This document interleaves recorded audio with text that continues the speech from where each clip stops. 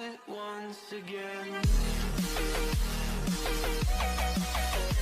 wheel nut has got this extra spinning sleeve around the outside, which makes it a bit difficult, so we have to grind that off.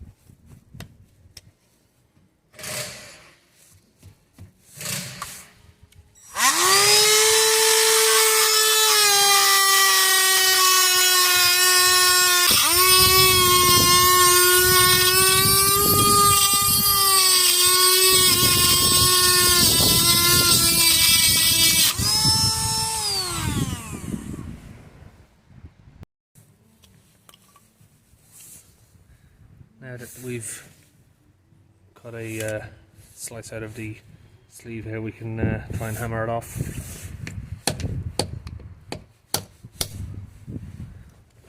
There you go.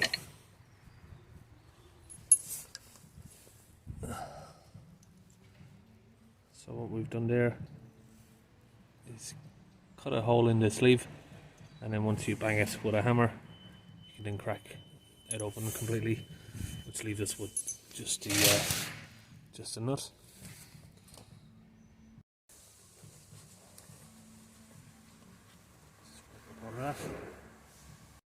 Now just down here we've got a set of lock and wheel nut removers, or damaged bolt removers, so we can just hammer this on.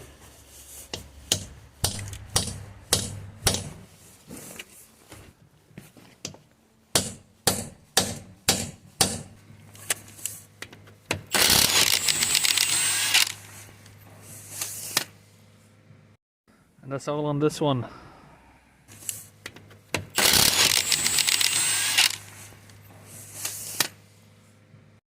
And that's all on this one.